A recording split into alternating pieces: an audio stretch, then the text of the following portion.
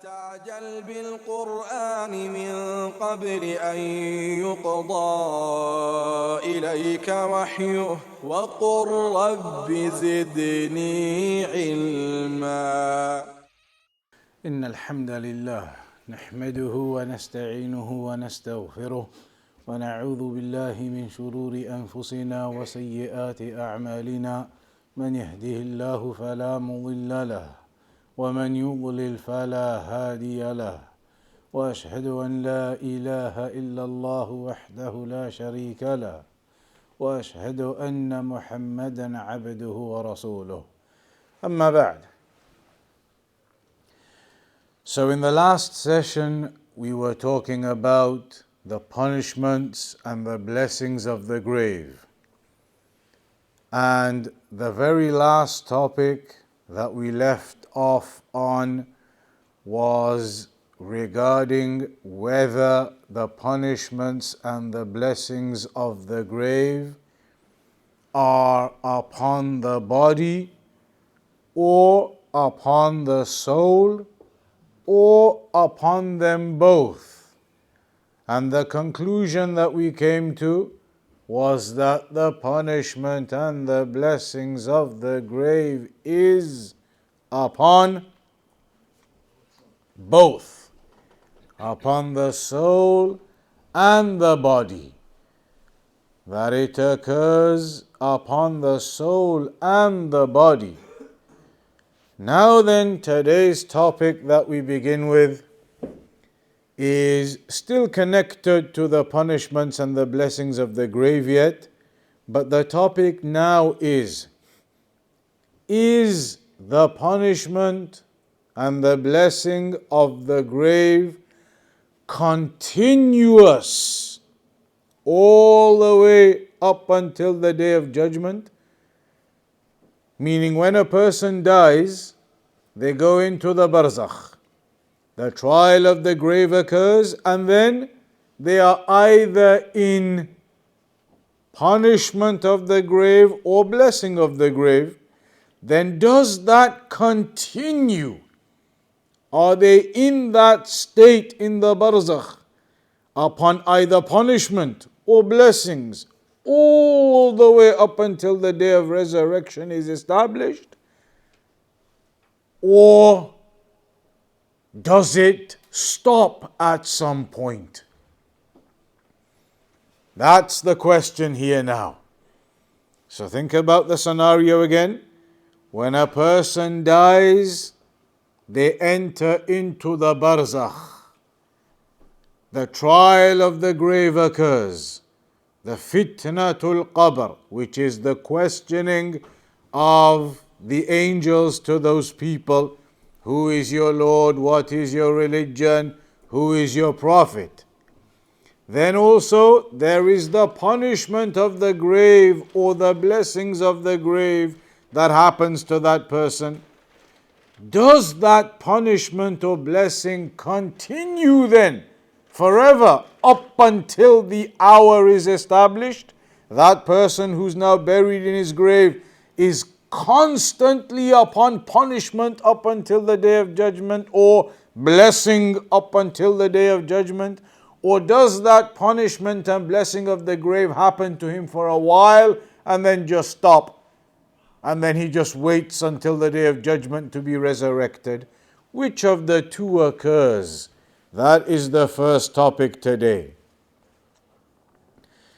In terms of the kuffar, in terms of the disbelievers, then there is no doubt that their punishment of the grave, once they die and they are in the punishment of the grave, no doubt for the disbelievers it will be continuous up until the hour is established. Adhabul kafir la shakka annahu da'im. The punishment of the disbeliever, there is no doubt that it is continuous all the way up until the hour is established. And the evidence for that, we already actually covered it, which was You're nodding your head, so you have to know the answer. Oh Allah, do not make the day come. Do not extend the day. That was one evidence. There was another evidence about Pharaoh. You remember regarding Pharaoh in the Quran, it said, وَحَاقَ بِآلِ فِرْعَوْنَ سُوءُ الْعَذَابِ النار يعرضون عليها غدوا وعشيا ويوم تقوم الساعة أدخلوا آل فرعون أشد العذاب. It mentioned about Pharaoh that they are being presented upon the fire, they are being punished by it as punishment of the grave, morning and evening.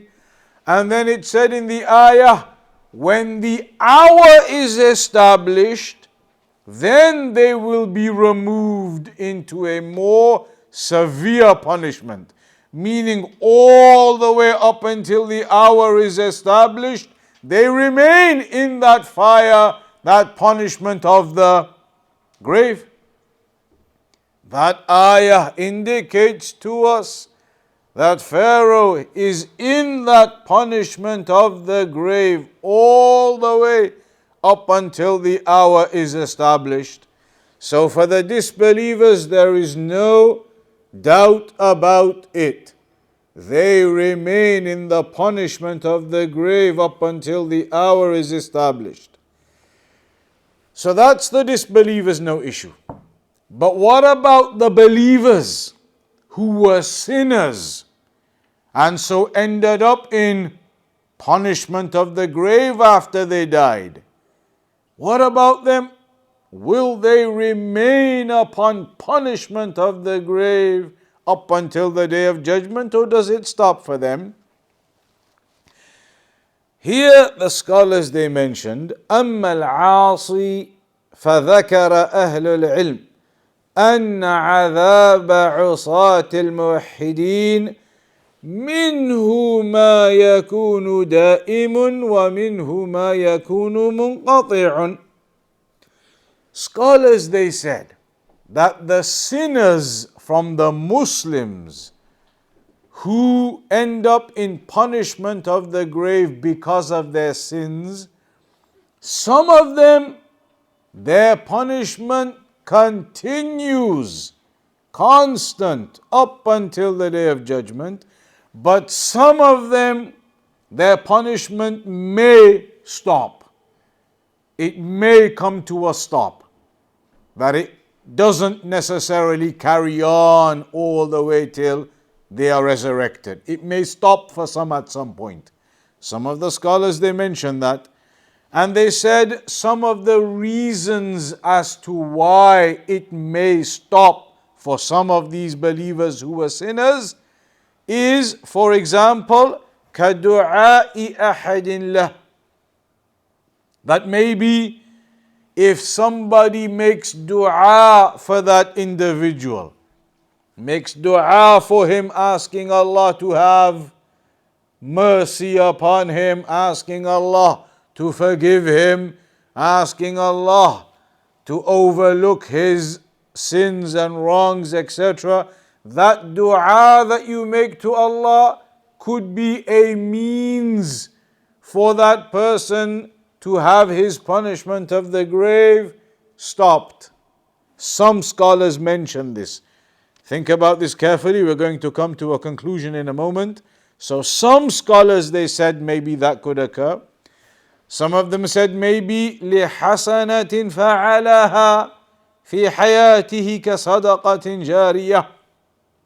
Maybe that sinner from the Muslims who is being punished in the grave may at some point have his punishment stopped due to some good deed he himself had done during his life, like sadaqah jariyah, the ongoing charity. Like when you give charity to a masjid and you die, the masjid is still going to be used after your death. Muslims are still going to be coming and praying in that mosque after you die. So you continue to get the reward for it because you helped build that mosque when you were alive. You helped to refurbish that mosque when you were alive. So even after you die, other Muslims are still using that same mosque. So you continue to get the reward for it. Some scholars said maybe that could be one of the types of deeds that could be the cause of your punishment being stopped after a while. أو بحسنة تهدى إليه كتصدق أحد عنه. And some of them said maybe if someone does a good deed on your behalf, because there are some deeds you can do on behalf of other Muslims. Like for example, what? What kind of good deeds can you do but give the reward to somebody else? So you do that good deed on their behalf. What kind of deeds? Hajj, for example. You can do Hajj on behalf of someone else. And you also get the reward of doing Hajj. There is reward for you in that. But the Hajj is being intended for that other person. And also, lesser than Hajj, Umrah. Umrah can be done on behalf of somebody else. Otherwise, build a well. Okay, so building a well is generally giving charity on behalf of somebody. You can do that. You can give charity on behalf of someone. You could give charity with the intention of it being for somebody deceased, for your father, etc. You can give charity on their behalf. You can also fast. And there are certain rulings to remember regarding that. But certain types of fasting can be done on behalf of the deceased. And there are rulings about that, though. We'll mention those another time. So there are certain types of deeds you can do for other people. There are other deeds that many people do which are not supposed to be done for other people, and they don't count, as many of the scholars have highlighted. A common one is when people recite the Quran on behalf of somebody else. They go to the grave of the person and they recite Quran and they say the reward is for the person in the grave. Many scholars have said that is not established. And there are certain other types of things people do which are not established. But Hajj, Umrah, charity, these kinds of things are established. Dua, making dua for that person. So some scholars said maybe somebody does something like that for you on your behalf, and as a consequence your punishment of the grave is stopped. وَقَدْ يَسْتَمِرْ الْعَذَابُ عَلَيْهِ وَيَدُومُ. So with this issue of whether the punishment of the grave is continuous from after you die up until the Day of Judgment, in terms of the disbelievers, absolutely yes it is. As for the Muslims who were sinners and they were in the punishment of the grave, some scholars said maybe it might stop after a while, and they gave these kinds of reasons. Others, they said, the reality is when you look at the Quran and the Sunnah, there is no clear evidence highlighting that the punishment of the grave comes to a stop. They said there is no evidence highlighting it in reality.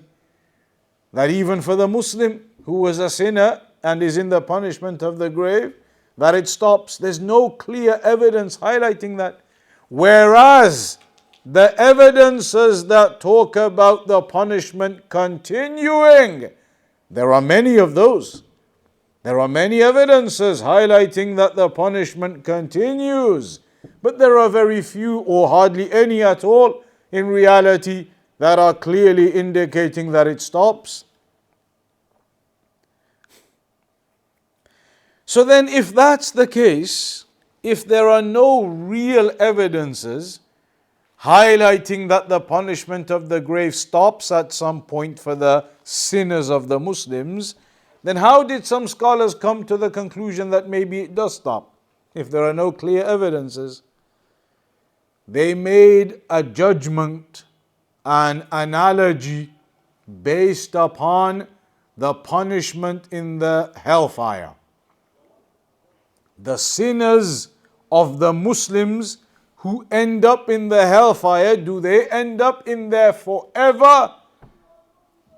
The sinners, not the mushrikun, Muslims who died upon Tawheed, but they had committed sins and sins and sins, so they end up as a consequence of some of those sins in the hellfire initially. Do they remain there forever?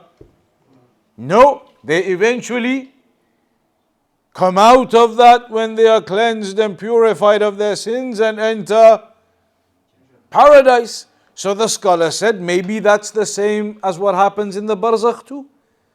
That the sinners of the Muslims are punished for a while in the punishment of the grave, but then eventually it stops. Just like in the afterlife, they'll be punished in the hellfire for a while, but then it stops and they go to paradise. So they made that kind of judgment that maybe the analogy could be the same regarding the afterlife and their punishment in the hellfire being temporary, that their punishment in the grave is maybe temporary too. But that is simply an analogy that they've made. There is no clear evidence highlighting that the punishment of the grave does come to an end for the sinners of the Muslims.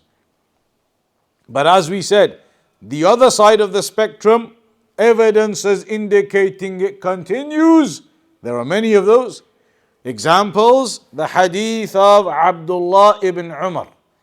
Hadith of Abdullah ibn Umar, that the Prophet sallallahu alaihi wasallam said, بينما رجل يجر إزاره من الخيلاء خسف به فهو يتجلجل في الأرض إلى يوم القيامة.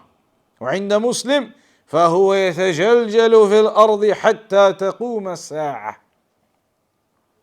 In this hadith of Abdullah ibn Umar radiallahu anhuma, mentions about a man who was dragging his garments below his ankles. We know that it is haram for men to wear their clothes long down past the ankles. The bottom clothes have to be above the ankles, all times, not just in the prayer, at all times.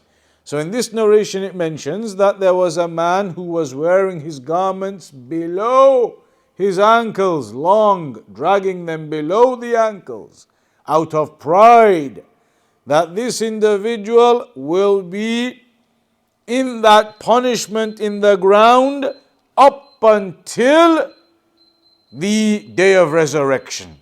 In the other narration, up until the hour is established. So those are clear in Muslim, in Sahih Muslim, in Bukhari, that the wording of the hadith says he will be in the punishment up until the day of resurrection, and in the other wording, up until the hour is established. So that indicates the punishment is continuous up until the hour is established. This narration, though, does say about a man wearing his garments below his ankles out of pride. So then many people, they come along and they say, what if you wear your garments below your ankles without any pride? Is that okay then? Because the narration here does say he was wearing them below his ankles out of pride. So if you wear them below your ankles but not associated to any pride, then is that okay? The answer is no. Because there are other hadith that highlight a different punishment for those who wear their garments from the men below their ankles, even without pride. So there is a punishment for wearing them below the ankles with pride, and a different punishment for wearing them below the ankles without pride. So in both cases, with or without pride, it is haram and there's a punishment. That is the ruling with regards to men and their garments, that they should not be below the ankles, they should not fall below the ankles at all times, not just in the prayer, at all times. The second evidence highlighting that the punishment of the grave is continuous is the famous hadith of Abdullah ibn Abbas radiyallahu anhuma عن النبي صلى الله عليه وسلم أنه مر بقبرين, that the Prophet sallallahu alaihi wasallam walked by two graves. He walked by two graves. فقال إنهما ليعذبان, and the Messenger said, these two, they are being punished. They are in the punishment of the grave. وما يعذبان في كبير, and they are not being punished for something big. Meaning the sin that they had done, those two people had thought that this sin of theirs was something minor. They had thought their sin that they were doing was minor. So the Messenger said they are not being punished for something big as they assumed. But obviously it was big because they are in the punishment of the grave for it now. So what are the sins? أَمَّا أَحَدُهُمَا, the Messenger said, as for one of them, فَكَانَ لَا يَسْتَتِرُ مِنَ الْبَوْلِ. In another version, كَانَ لَا يَسْتَنزِهُ مِنَ الْبَوْلِ. That one of them, he never used to look after himself when urinating. He never used to, in one narration, yastatir, conceal himself when urinating. That he would do it publicly, visibly, where people could see him, and he could be seen by the people urinating. He never used to conceal himself. We know that when a person urinates, when you have to use the toilet, you need to conceal yourself from the eyes of the people, not publicly where they can all see you. So it mentions one of them never used to conceal himself when urinating. And that indicates to you that these public toilets that they have in these various places now, from all the time the way they have been, these public toilets, you have the cubicles, that's concealed, but then always you have the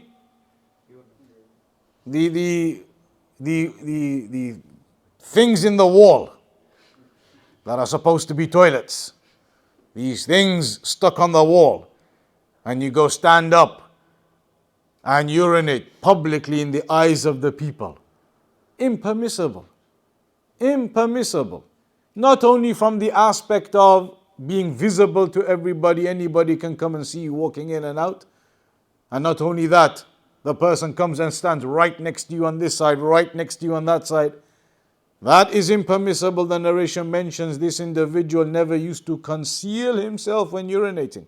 But the other version of the narration says, كَانَ لَا يَسْتَنزِهُ مِنَ الْبَوْلِ, that he never used to look after himself when urinating, meaning the splashes used to go everywhere, on his garments, on his body. Never used to look after himself, splashes going everywhere. And these things in the wall, a person stands and urinates there, then what do you expect? Splashes, they go. As you urinate, the splashes will come upon yourself, upon your garments, and there is nothing there. It is not the proper way to urinate. And that's why in the sunnah, generally in the sunnah is that you are supposed to sit down when you urinate. I'm not talking about when you have to use the toilet in terms of defecation. Urine. When you urinate, it is sunnah to sit down, because that is better for looking after yourself from the splashes and on your clothes and on your body. Sit down rather than standing. Standing up and urinating, the splashes are going to go everywhere. That's why it's sunnah to sit and urinate, not stand up. And so these narrations, they highlight this one individual. The messenger said, he is being punished in the grave because of that sin. He never used to look after himself when urinating, or he never used to conceal himself from the eyes of the people when urinating. For that sin, being punished in the grave. And this is why the messenger said, as some scholars explained, they thought it was minor. He thought, that's minor, what's the big deal? What sin am I committing? Just urinating and not really bothering and caring and not concealing himself. He didn't think it was a big thing. But that sin was the cause of the punishment of the grave for him. The second one, the messenger said, because it was two graves, the second one the messenger said, وَأَمَّا الْآخَرُ فَكَانَ يَمْشِي بِالنَّمِيمَةِ. The second one, he's being punished in the grave because he used to go around carrying tales, carrying stories between people to cause corruption. Going from this person to that person and saying, you know, I was with him yesterday and he was saying this and he mentioned this and he said that, and going and narrating all these things to this person to cause corruption with that first one. Then going to another person over there, you know, such and such, I heard him saying this and I heard him saying that, and he was mentioning you, and going and spreading tales and corruption there to cause corruption between them. As Shaykh Al-Uthaymeen, he mentioned, namima is to go and spread tales between people with the intent of causing corruption. You are going to cause corruption. What do you think you're going to do? When you go and narrate from, you know, I heard he was saying this and he was saying that and he mentioned you. What do you think you are going to do other than corruption? Do you think that brother is going to go and give you a hug and say, MashaAllah, and give you gifts and go give gifts to the other person? What do you think is going to happen other than corruption? And that's why as Shaykh Al-Fawzan mentioned, that statement that a nammam, the one who goes and carries tales between people, causes more corruption in an hour, in a small amount of time, than a magician does in a year. The nammam, the one who carries tales between people, and he said this and he said that and he mentioned this and he mentioned that, and goes narrating this to here and there. As Shaykh Al-Fawzan mentioned, that nammam causes more corruption in an hour than a magician does in a year. That's why it's mentioned in another hadith that the nammam will not smell the fragrance of paradise. A severe sin, the namimah, spreading tales between people, spreading stories between people. I heard this and I heard that, and yes, he was saying this and he was saying that. And then the shaitan whispers to the people to make it beautified to you, as though you're doing something good, as though you're being modest and humble and doing something good. As though you go to a person, brother, you know, I don't really want to mention this to you. I didn't really want to tell you, but you know, Ahmad was saying some really bad things about Uganda yesterday. Uganda? Where was it? Nigeria.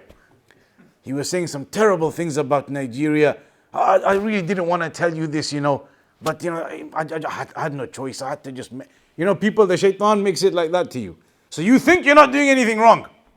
You convince yourself that you're not doing anything wrong, because of the way that you then present it, and you know, I didn't really want to say this, but I got no choice. I have to let you know. And so you are now convinced by the shaitan you're not doing anything wrong. And the reality is all you're doing is corruption. All you're creating is corruption. Now what have I done? That would just be corruption. What is the purpose and the benefit of that?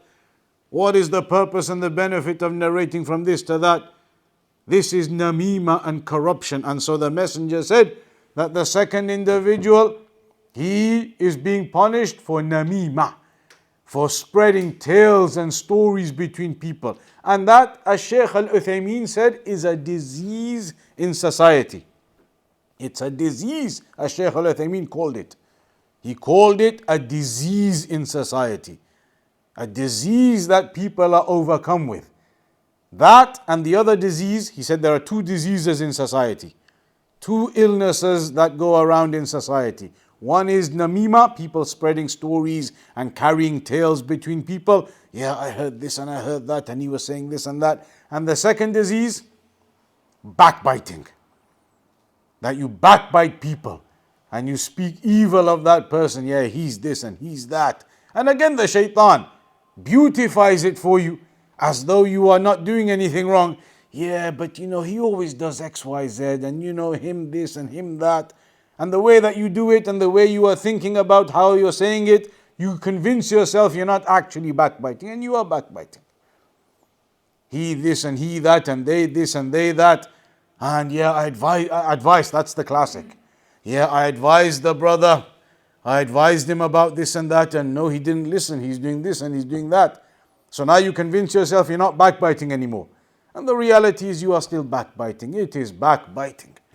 Speaking about your own brothers and talking about this one and talking about the mosque and the mosque this and the mosque that, or this brother this brother that. Or worse than that, the scholars. All the Hizbiyun, how much they speak against Sheikh bin Baz and Sheikh Al-Albani and Sheikh Rabi'. How much backbiting they do of our scholars. How much evil they say about our scholars. This is all corruption, disease in the society. And so the second person the messenger said was a nammam. Kana yamshi bin namima. He used to go spreading tales between people. So he's in the punishment of the grave for that action. So then what happened? And this is important what happened next, because many people they fall into a mistake about this next part. Then when the messenger said these two are both being punished in the grave, one for the urine issue, one for the storytelling issue, ثم أخذ جريدة رطبة فشقها نصفين بنصفين ثم غرز في كل قبر واحدة.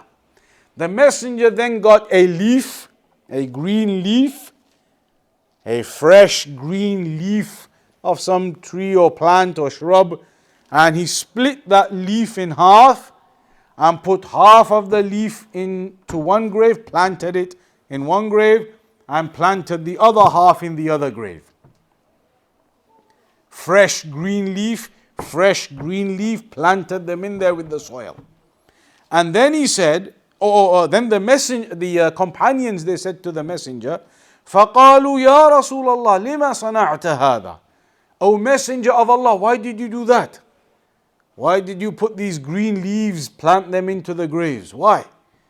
فَقَالَ, so the messenger said, لَعَلَّهُ أَنْ يُخَفِّفَ عَنْهُمَا مَا لَمْ يَيْبَسَا. He said, perhaps, hopefully, the punishment of the grave will be reduced for them as long as these leaves stay green and fresh. Eventually they're going to die, but as long as they stay green and fresh and moist, then perhaps the punishment of the grave will be reduced for them. Ibn al-Qayyim said, فَجَعَلَ التَّخْفِيفِ مُقَيَّدًا بِمُدَّةِ رُطُوبَتِهَا فَقَطْ.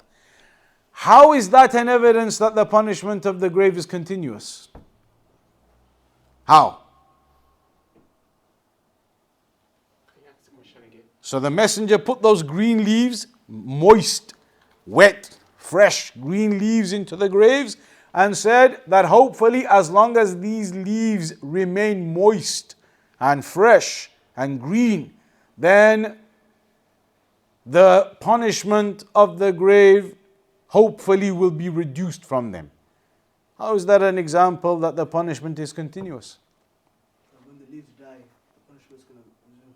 So the messenger said, as long as the leaves remain moist, meaning fresh and green, then hopefully the punishment will be reduced. Meaning once they are no longer fresh and green, they're going to die eventually. It's not plants, it's just a leaf. The leaf, you take it fresh and green and put it in, eventually it will die. So eventually it will die, and when it does die, then the punishment will go back to what it was. The messenger said, hopefully it will be reduced as long as the leaves are still moist. Once they are no longer moist and they've dried up and died, then the punishment goes back to what it was, indicating therefore that the default with the punishment is that it is continuous, and it was only going to be reduced during that time period that the leaves were in there.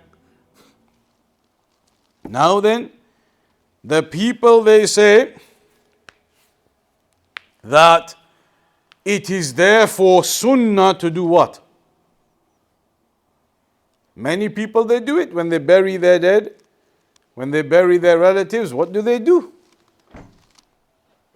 They plant plants onto the grave. Some of them I've seen these huge green leaves. I don't even know if those plants are UK plants or where they get them from. Huge green leaves, literally about this size, how I'm showing you now. Maybe like 2 foot. Massive green leaves. And they have them there because big green leaves, then inshallah they will remain moist and green for longer than a tiny leaf that will die quickly. Big green leaves, they put them in, believing that the punishment of the grave will be reduced for their beloved ones. But that action of doing that, of putting the plants into the graves with the leaves, believing this will reduce the punishment of the grave, is not a sunnah to do. It is not correct and not permissible, not a sunnah for people to do that. But then how? If the Messenger did it. Somebody now says to you, why? Here's the hadith, the Messenger did it when he walked past those 2 graves and he put the leaves in there. Hadith is in Bukhari and Muslim. How are you going to tell me I can't put the leaves in there to reduce the punishment for my beloved one? What are you going to say? Because the prophets knew the affair of the people in the grave. So. That's one answer. The Messenger knew by revelation, by inspiration, that those 2 graves specifically, those 2 people were definitely being punished. You, when you bury someone, how do you know whether they're being punished or whether they are in blessing of the grave? Why are you going to refute your own relative after you bury them? Have this bad thought of them that they're going to be in punishment. Let me put the leaves in.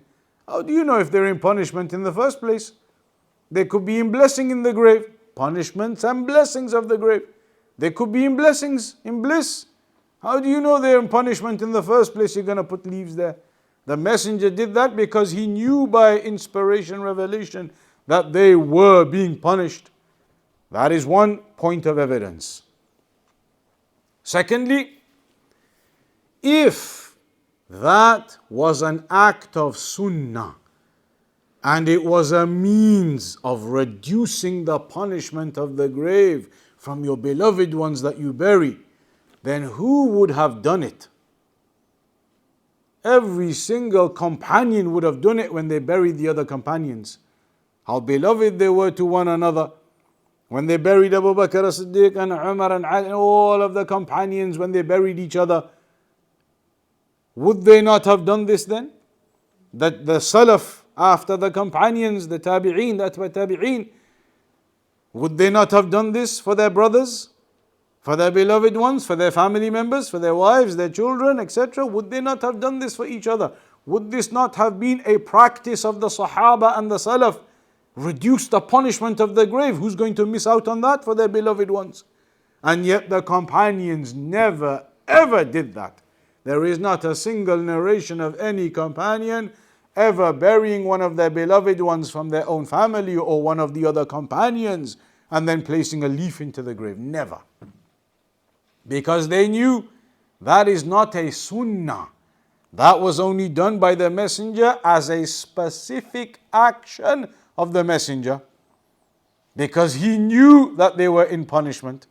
And so this is not a sunnah for the people to do, for the people to put those leaves into the graves. And it's a mistake that many people, they do fall into, believing because of this hadith in Bukhari and Muslim and not understanding it, thinking that it's a sunnah to do that. Rather, what the sunnah is, that you make dua for your deceased ones. Ask Allah subhanahu wa ta'ala to forgive them.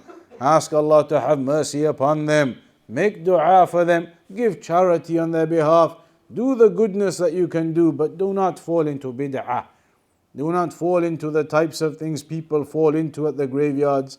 beautified graveyards, thousands of pounds, building all these things around it, and a huge tombstone, and cemented over, and beautiful, and flowers, and some of them you see how they are made. They even have gutter systems in them for when it rains and the water can come out, and all these things. All of that impermissible, haram. What is permissible Islamically is that you simply put at the head of the grave some small rock the size of your palm, just to identify that this plot here is a grave. Because if you put nothing down, then people will be walking around and you wouldn't even know where the plots are, where people are buried. So you can put down a small rock at the head of the burial to identify that this section here now is a plot, somebody is buried there. But outside of that, all of these tombstones and beloved father and this and that and Hajji such and such and beloved son and all these things, it is not permissible and it is not correct Islamically to do those things. And it's not just one of those things where a person can say, well, it's not haram, let me do it. It is haram. It is actually haram to do it, to put those tombstones on and all that kind of thing.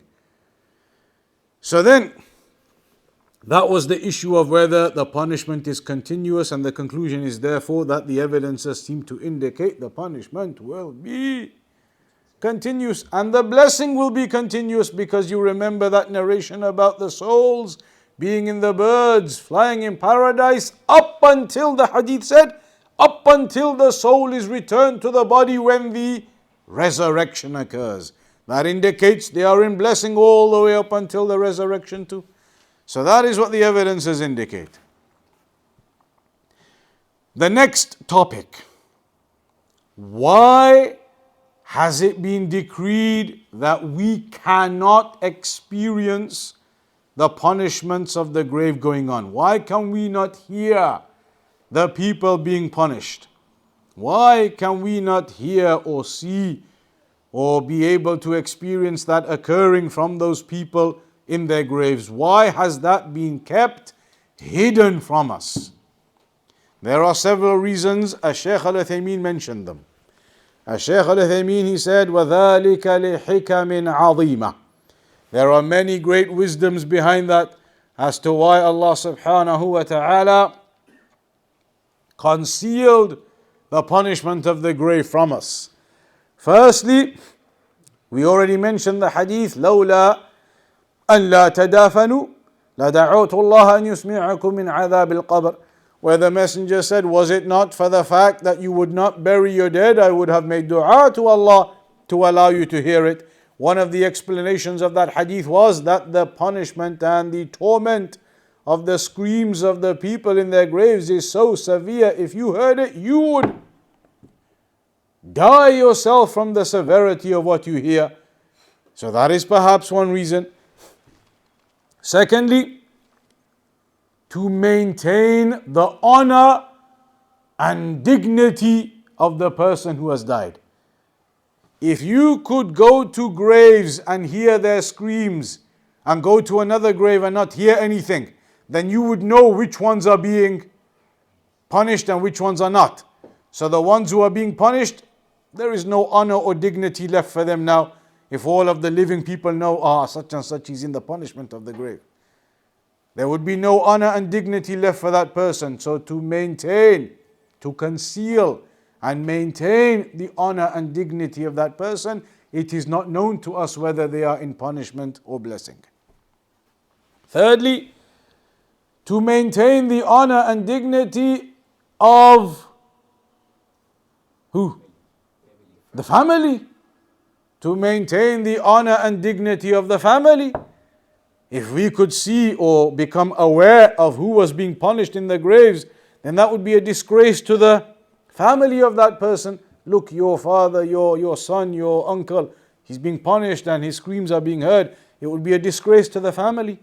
So Islam maintains the honor and dignity of that family, not to disgrace them as a consequence of the deceased.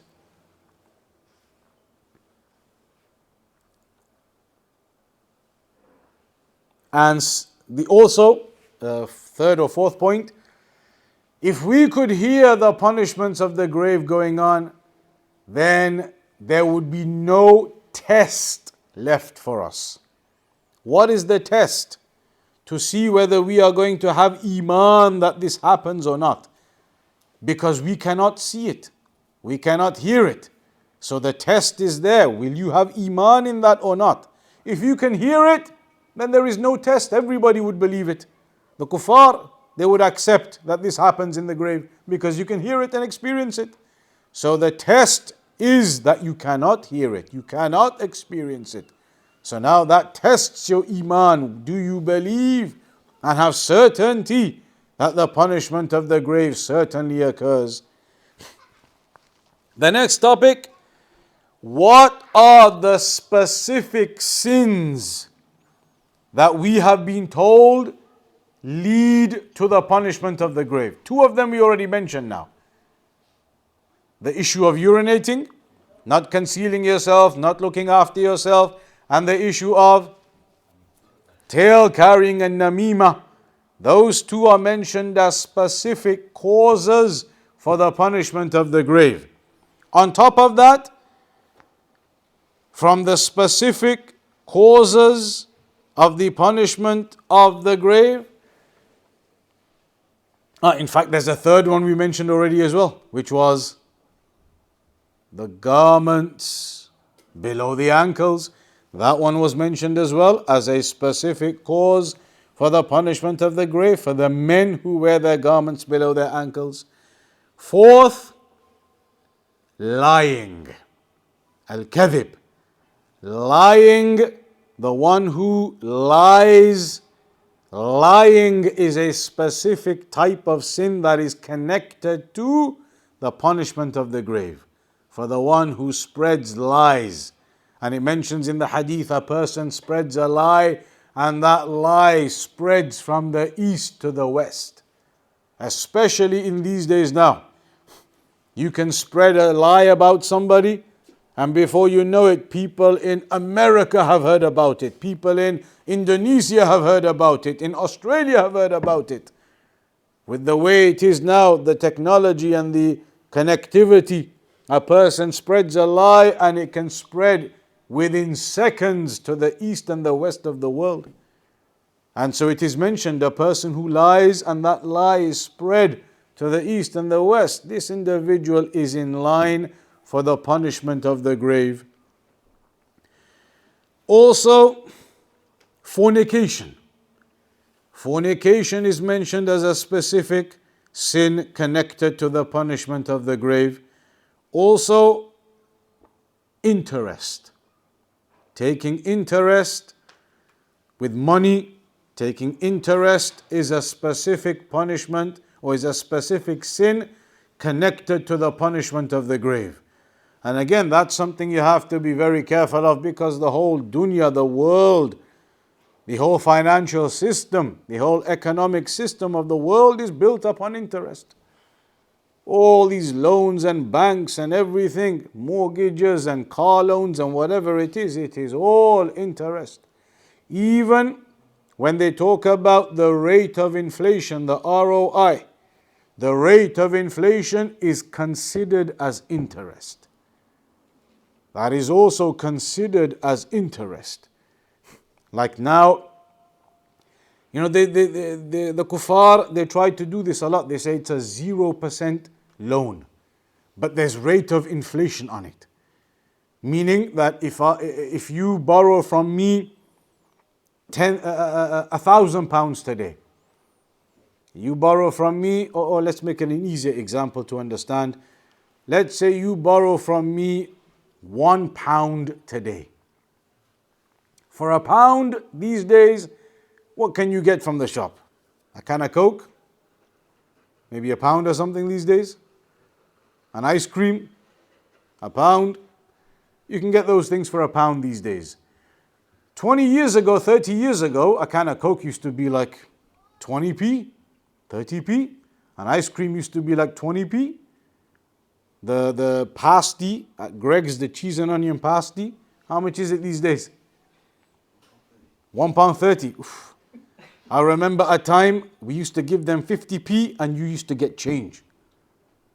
30 years ago, it used to be 47p or something, 46p. So now what's happened? The price of things goes up over time. This is what the kuffar they say. They say, right now, if I lend you £1, that pound is worth an ice cream, a can of Coke, a cheese pasty. But in 20 years from now in the future, how much will a can of Coke be? It won't be £1, it's going to end up being £1.70, £1.90, £2 maybe. The ice cream from the ice cream man isn't going to be £1. In 20 years, 30 years, it's going to be maybe 180, 170.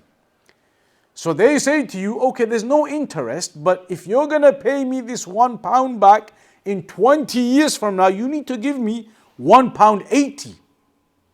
And they say that's not interest, that's just the value of the pound. Right now, 20 years later, £1, I can't buy a Coke anymore. I can't buy an ice cream anymore. 20 years ago when I gave you that pound, when you borrowed it from me, I could. So now you should give me back the same value of the pound at least, so that I can still go and buy an ice cream now. I can buy a Coke now with that money that I gave you 20 years ago. So they call that the rate of inflation. And they say that's not interest. I'm not taking any extra money from you. I'm just taking the same value of the money that I gave you. Islamically, that is haram still. Islamically, that is interest. If I borrow £1 from you now, in 20 years from now, if you remember, and you ring me up and you come to my house and you say, you remember 20 years ago in Sheffield that day on a Sunday night, you took £1 off me. I want it back. In 20 years from now, I'm going to give you only £1. If you say, but I can't buy an ice cream with this pound anymore, I'll say, okay, well then go buy half an ice cream. £1 is what you're getting. That's what I borrowed off you 20 years ago. Islamically, a pound is a pound. Inflation and all these things are interest. So here the point is that any form of interest is impermissible. The rate of inflation, this particular issue, I remember in 2003, 20 years ago exactly. In 2003, I remember I went to Sheikh Rabi'a's house and I asked him about the rate of inflation. I asked him about this particular thing because in those days, back in 2002-03, I was at university here before I went to university in Medina. And so they used to have these student loans. Alhamdulillah, I never took anything, but I went to ask the Sheikh that year. And we asked him, Sheikh, this is what they say about the rate of inflation. That we'll give you this student loan and there's no interest, but later on when you pay it back, you have to give us the value of it back, which is going to be more because of inflation, etc. And we asked him all of this and he said, haram, interest. That is interest. If you borrow 10,000 now and they want 12,500 back in 10 years, that's interest, the 2,500. Doesn't matter what they call it, rate of inflation this, rate of inflation that. So this is one of the causes of interest or of a punishment of the grave, interest. A person taking interest is a means and a cause of the punishment of the grave. So that's a few of the specific sins that cause the punishment of the grave. Then the next topic, the opposite. What are the types of actions you can do specifically to save yourself from the punishment of the grave? To save yourself from the punishment of the grave. What is the first general obvious thing?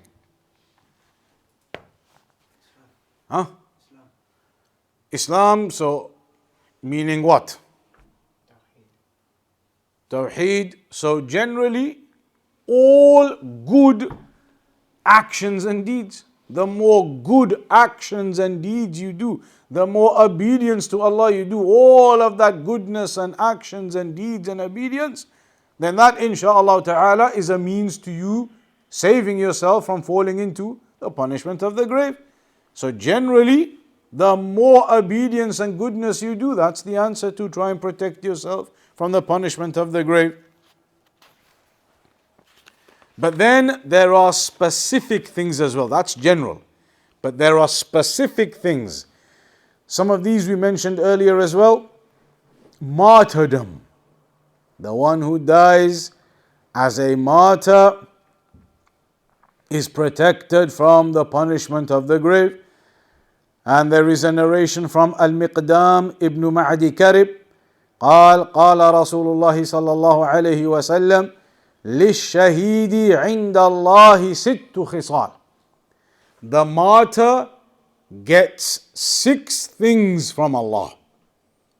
The martyr, he gets 6 things, 6 characteristics, 6 traits, 6 affairs. What are they? يغفر له أو يغفر له في أول دفعة. That he is immediately forgiven. The martyr who sincerely dies in the path of Allah is immediately forgiven. وَيَرَى مَقْعَدَهُ مِنَ الْجَنَّةِ. And he will see his place in paradise. وَيُجَارْ مِنْ عَذَابِ الْقَبْرِ. And this is the point. The third one is, he will be protected from the punishment of the grave. And 4, يَأْمَنْ مِنَ الْفَزَعِ الْأَكْبَرِ. That he will be saved from the great terror that will occur. وَيُوضَعُ عَلَى رَأْسِهِ تَاجُ الْوَقَارِ الْيَاقُوتَ مِنْهَا خَيْرٌ مِنَ الدُّنْيَا وَمَا فِيهَا.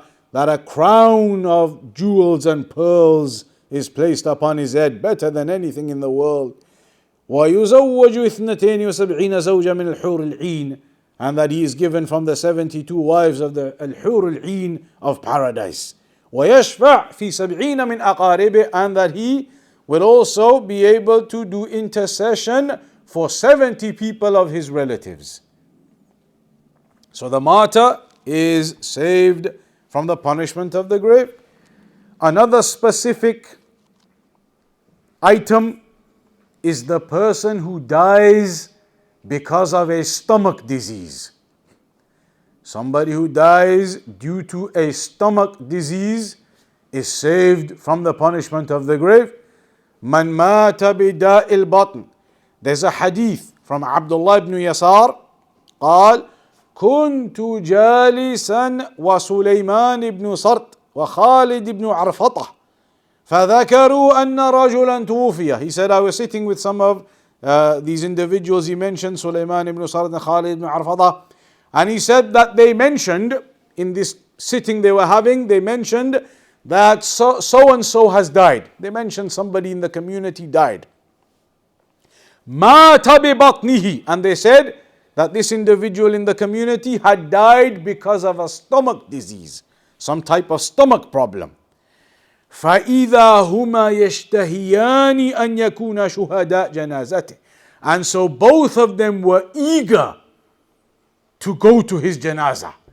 They were both very eager, enthusiastic to go to his janazah. فَقَالَ أَحَدُهُمَا لِلْآخَرِ. One of them said to the other one, أَلَمْ يَقُلْ رَسُولُ اللَّهِ صَلَّى اللَّهُ عَلَيْهِ وسلم مَنْ يَقْتُلُهُ بَطْنُهُ فَلَنْ يُعَذَّبْ فِي قَبَرِهِ. One of them said to the other one, didn't the Messenger ﷺ say that whoever is killed because of his stomach, by his stomach, then he will not be punished in the grave? And the other one said, Bala, absolutely, absolutely yes. So this narration highlights that they knew that the one who dies because of some stomach problem, connected to that he is protected from the punishment of the grave. The scholars did differ over what is meant by a stomach problem. Some of them said it is some type of inflammation that occurs within the stomach, something of that nature that ends up leading to his death. Some of them said it is a disease linked to severe diarrhea, to such an extent that it causes all types of issues and he dies from that. But the reality is none of that is established in the Sunnah per se. What we know in the Sunnah generally is anybody who dies from any type of stomach disease, stomach illness, stomach related issue, then inshallah ta'ala they are from those who are protected from the punishment of the grave. Another specific method for protection from the punishment of the grave, this is mentioned by some of the scholars, it may be differed over by some of them, but they do say, some of them, to recite تبارك الذي بيده الملك, Surah Tabarak, to recite that every night.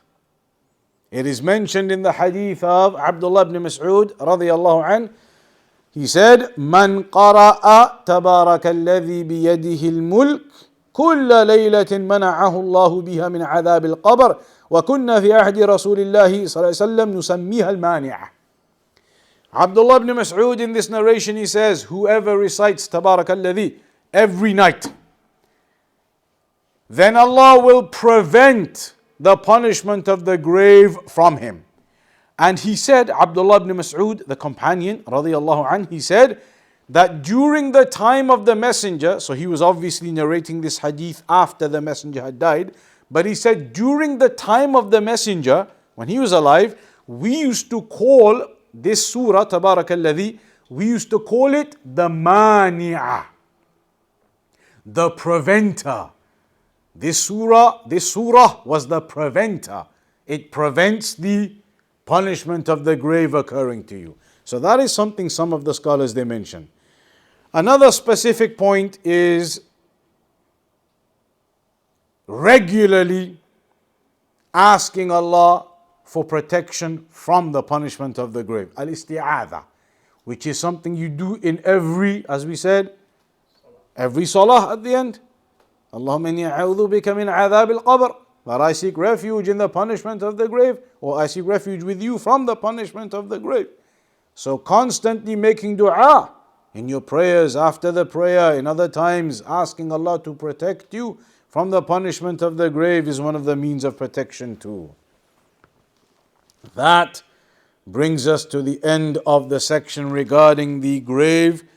There is just one small point to mention, that there are groups from the people of innovation, like the Khawarij and the Mu'tazila, some of the Mu'tazila, who reject that the punishment of the grave occurs.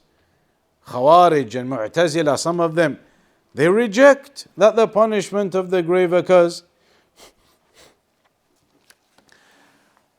And there are some, like some of the Mu'tazila, who say that the punishment of the grave only occurs between the two blowings of the trumpet. On the Day of Judgment, the horn is going to be blown, and then the second time it is blown, and some scholars say even a third time. In between those blowings of the horn, some of the Mu'tazila say the punishment of the grave only occurs then. And even then it is upon all types of deviation, those who exited from Iman, etc., etc. Misguided opinions. So there are some misguided positions of the people of innovation, as always, the Khawarij, the Mu'tazila, and other than them. But what is established and what is understood in the Sunnah, the methodology of Ahlul Sunnah, is that the punishment and the blessings of the grave, they occur and they continue up until the hour is established. That is the end of that particular chapter. And next time, insha'Allah ta'ala, we get to the chapter, all of this in rough chronological order. There is no exact chronological order, because we do not know on the Day of Judgment which order things are going to happen exactly. Some of the things are known. So this is a rough chronological order, rough, approximate. So now after a person has been in the barzakh, the next thing that's going to happen is